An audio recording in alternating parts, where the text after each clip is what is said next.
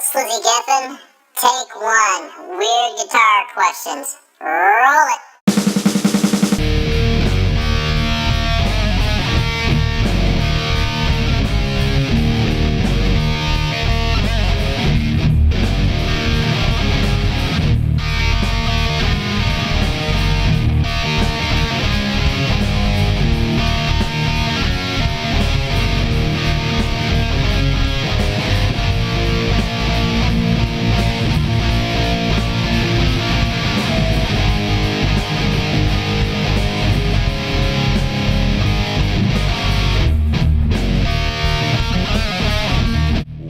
Program. I'm your host, Slizzie Geffen.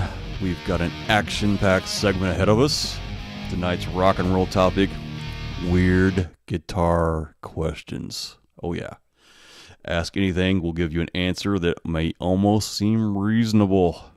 In the control booth, my co-host and sound engineer, TomCat, the coolest rock and roll cat on the planet. Guilty as charged, baby. And the lines are lighting up like a Kid Rock concert balcony. Who are we going to start with, Tom?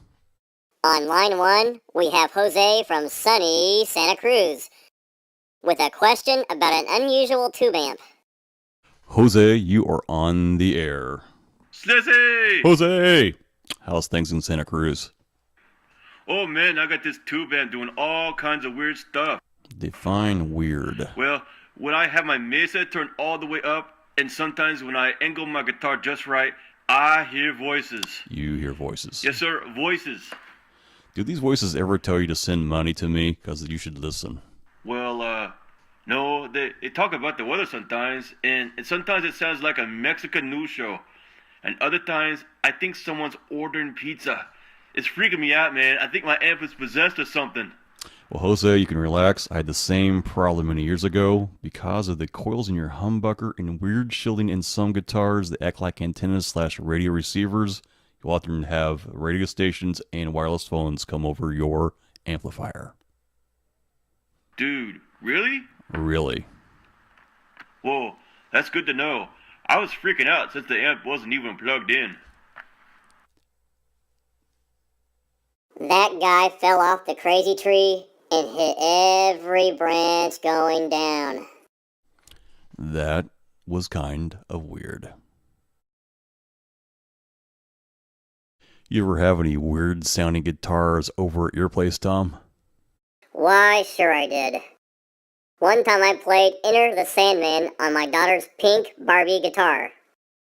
It wasn't haunted or anything, but it sure made me feel, how you say, not so fresh. Okay, if you're just joining in, tonight's show is about weird guitar questions. TomCat, who's next? We have Srini calling all the way from Mumbai, India. Srini, you are on the air. Oh goodness, so good to be on your show. Long time listener, first time caller. Dude, this is our first show. Oh, well, anyway, my question is, I have a Fender Telecaster, and my favorite guitarist of all time is Dimebag Darrell. Darrell rocked. Oh, very much so. My question is, how can I make my Telecaster sound more like Dimebag? The easiest solution is to buy the Dimebag Darrell guitar made by Dean. That Telecaster just will not give you the papa you're looking for. But I love my Telecaster. I saw it at a store in Mumbai, and I could hardly contain my excrement. I think you mean excitement. Well, I was pretty excited. I gave my wife my wallet full of rupee and said, do the needful and buy it while I throw away my underwear and freshen up. I love guitars, but I've never been that excited. It's a Fender, you know. I just love it. Love it, love it, love it. Okay, I get it. Well, the big deal is that you'll have to chisel out a big hole in that guitar near the bridge to put in a humbucker. The Telecaster single coil just aren't going to get it. What if I just changed my strings to Diodario? People say they are the best. Still not going to get you to the promised land, brother. Now what if I installed a titanium Floyd Rose with a tungsten block? Would that get me there, you think? That is yet another set of holes and about $1,000 if you do all the work, and still you need a humbucker. $1,000? That's a lot of rupees. Not to mention that the Dimebag Darrell pickups from Seymour Duncan will cost you another $200. $1,200? Those sound like Dimebag Darrell. I like Bruce Springsteen too. I thought you might. You can actually buy a fully stocked Dimebag Darrell Dean guitar for under $1,000. Sometimes, if you're just looking for an artist's unique sound, you're better off saving yourself the hassle and money by going straight to the source. Does that help? Oh, yes. Thank you so very much, Slizzie. Can I ask another question, though? Shoot. I'm on a very tight budget, and I'm wondering where I could get a Dimebag Darrell guitar that also sounds like Eddie Van Halen's guitar. I got this one, Sliz. First, you buy a shovel. Then, you drive to Arlington, Texas. And then you find more memorial gardens on your GPS. You make your way to Dimebag Darrell's grave, make sure no one is watching, and dig, dig, dig, dig, dig. Tom! What Tom is so callously referring to is that Dimebag Darrell was a big fan of Eddie Van Halen's, and when Dimebag died, Eddie Van Halen gave his yellow and black Charvel guitar, the one seen on the back of the Van Halen 2 album cover, to be buried with him. Not a copy, the original Charvel. You know what Dimebag would be doing today if he were alive? What, Tom? He'd be scratching on that box like his life depended on it. Tom! Alright, I'm feeling ya. Who do we have on line 3? On line 3, we have Frank from Dayton, Ohio. Frank, you are on the air. What's up, Frank? Oh, hey, Slizzie. Long-time listener, first-time caller. First show, Frank. Oh, well, I feel kind of weird about this question I have. We've already had a guy with a haunted guitar. How weird could it be? Well, I'm a huge fan of Jimi Hendrix. Nothing weird about that. He's a great player. Well, the one trick he does that I totally dig is playing guitar with his tongue. My question is, in your opinion, what strings taste the best, or at least not the worst? Okay, first of all, common misconception was that Jimmy played guitar with his tongue. He didn't. He played with his teeth. Neither one are sanitary, by the way. Secondly, have you ever put a quarter in your mouth and said to yourself, this tastes okay, but I'm probably not the first to ever do it? I mean, that same quarter has been in kids' mouths, maybe some drunk in the gutter, or even ate by a dog, went through the system, another drunk found it, wiped it on his shirt, and cleaned it off in his mouth? That's kind of gross. Yes, it is. Thirdly, all electric guitar strings taste like a metal quarter. Nickel, M-steel, cobalt, aluminum alloy, it does not matter, Frank. Nothing new to experience. It's not going to taste like strawberries and cream, or how cocktail weenies taste surprisingly good after they've been cooked 4 hours in grape jelly. No surprises here. My point is, it's been done before. Used to be cool, but it just looks nasty and unhygienic if you do it now. For the same reason, I wash my hands really good after I play guitars at the store. You never know what those salespeople do after hours. Wow, thanks, Slizzie. I'll never look at the Guitar Center sales guy the same way again. Hey, Sliz, this got me thinking. You know those peanuts you were eating here in the studio a week ago and saying how great they were? They were actually chocolate-covered peanuts before I sucked the chocolate off them. Time for the next caller and mouthwash. If you just tuned in, this is Rock Talk with Slizzie Geffen. Tonight we're addressing weird guitar questions.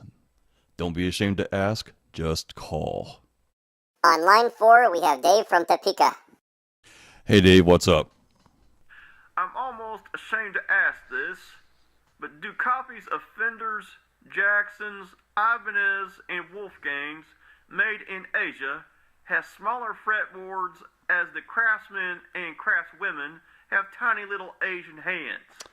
You know, I did buy an Indonesian-made Jackson guitar a few years back. They had a noticeably smaller width, but played great. Actually better than my pricey Jackson USA neck. Not a huge difference, but a nice difference. Supposedly the Asian guitar necks are made to spec, typed into a CNC machine. Should be the same as the USA models.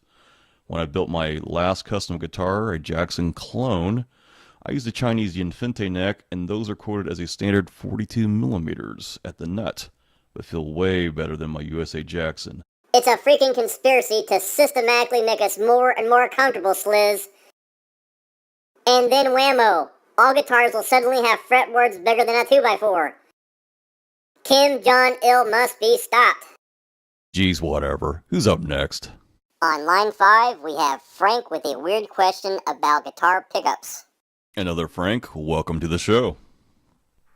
It's me again. Well, I was on the porch the other night, and I got to thinking about something, and it's really starting to bother me. Braille keypads and drive-through ATMs, huh? No, I was thinking about guitar pickups. Do you think people like Seymour Duncan that make pickups ever worry about getting sued for making electrical devices that hang in front of a guy's, they say putting a cell phone in your front pocket's a bad idea. For all I know, I could be rocking my guitar and frying the eggs down there. I honestly never thought about it before, Frank. But you never hear about tons of rock stars with manly cancers down there, and we're talking about guitars with pickups out there since the 1950s. Over 5 decades, 50 years, and no clear epidemic. If this were a thing, Keith Richards ought to be missing all his man parts and most of his leg. I think we're all safe. Keith Richards does talk funny. Like something has been seriously hurt. He's British. He hasn't lost any plumbing. That's just normal talk for him. The words normal and Keith Richards don't usually appear in the same sentence. The man snorted more things up his nose than a street sweeper, and he never dies. He's freaking immortal. I tell you, Sliz, someday aliens are gonna land and say, whoops, we forgot Keith on the last trip. I have no response to that. Who's next? On line 6, we have Scott from New Hampshire. Line 6. Do you know what rhymes with 6? Sucks. Line 6. Sucks.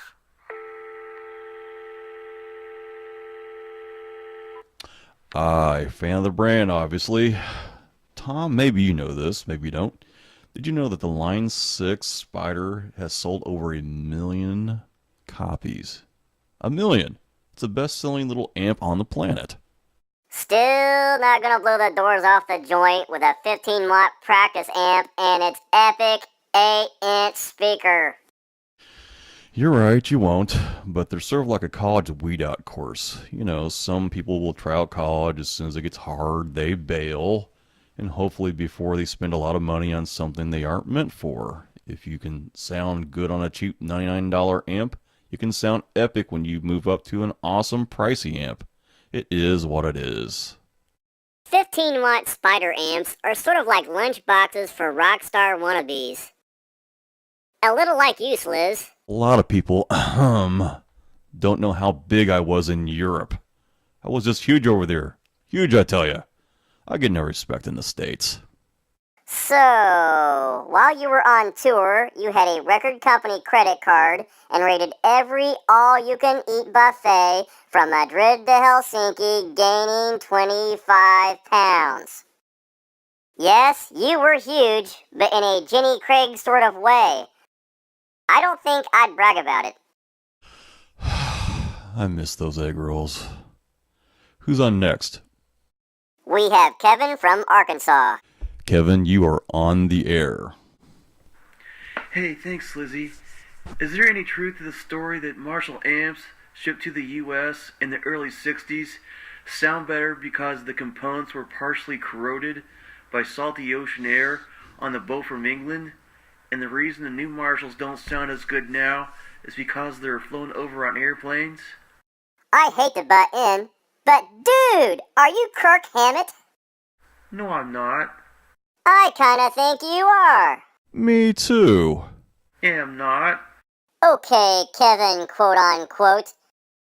Is it possible to perform a rock solo without a crybaby wah pedal? Well, the wah pedal is the most wonderful, underrated effect. Why wouldn't... Well, Off to Never Neverland. Tom, you have such a way with people. But back to the question. Ocean air on boats corroding Marshalls in a good way has been a rumor for many, many years. And while it could be partially true, and you also have to realize that the originals were wired for 220 instead of the American 110 volts, something else is going on too. Back then, there were different manufacturing standards, processes, materials for wires, transformers, tubes, everything. Tom, everything's changed. And while some people would also work to a spec, sometimes they just leaned to doing it their own way. You know, there's a right way, the wrong way, and my way, which is more fun. Sort of describes the way you play guitar, Sliz. Anyway, I had a friend that worked in aerospace for many years and said that as soon as the old timers started to retire and the new guys came in to do it by the book to make these parts, that all the parts started being bad and they couldn't figure out why. Turns out that the old timers knew the engineering spec just wouldn't get it, so started doing it their own way and did it for 20, 30 years.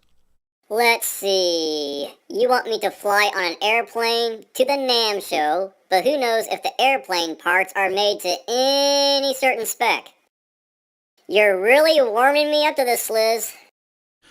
And, case in point, Eddie Van Halen's Holy Grail Marshall Plexi that made him famous, he got it rewired, and it completely ruined the sound. True story. Sits at the 5150 Studios, never to be played again. Why, that story's about as sad as your breakdancing skills. I don't see you on Dancing with the Stars, TomCat. If you saw me twerk just one time, it would mess you up so bad, you might change teams. You know, that just burned an image in my head I can't unsee. It's like passing a horrible accident on the highway. I'm bad. With all these great questions we had tonight, not one question about cables. No one. You take one end and plug into an amp. You take the other end and plug into a guitar. Why is this so difficult for you? I mean, seriously, back when I started playing electric guitar, back when dinosaurs roamed the earth, you bought a cable for $4 or $5, you didn't think about it. You know, those ones that kind of are curly-cued like a old telephone cable. You didn't think about it. And now you have these 10-foot Mogami and Monster cables, $60, $70, $100 a shot. And they're supposed to be the best. Have you drank the Kool-Aid, or is it still sitting in your glass? I bought a Mogami cable on eBay, actually hoping to be ordinary and unremarkable, you know, so I could grab to everybody how they were just a big bunch of hype. But you know what? It really did clean up my signal chain. Now I want Mogami everything. Now, Mogami sounds like a horrible tropical storm, as in, we tried to evacuate the village, but the Mogami just came in sooner than we thought. I know. I was a skeptic too. Having said this, here is a weird irony. Check it out. Stevie Ray Vaughan, one of the coolest, most influential blues players of our time, would intentionally use older, cheaper, longer cables to soften his sound. Now, why on earth would he do that anyway? It doesn't seem logical. You know why? Because here's a guy that's playing all single coils on a Stratocaster, and they sound thin. He plays through a bassman to thicken up his tone. He plays on heavy gauge strings to thicken up his tone. Resorts to these old, cheap, long cables to remove the overwhelming treble. It takes away some of his bite, but he gets that back by using an Ibanez tube screamer. Every time you tell a story like that, I feel like I've been taken somewhere, mostly against my will, like some cult. You know where I've taken you? To the end of the show. You still got that record company credit card? Egg rolls.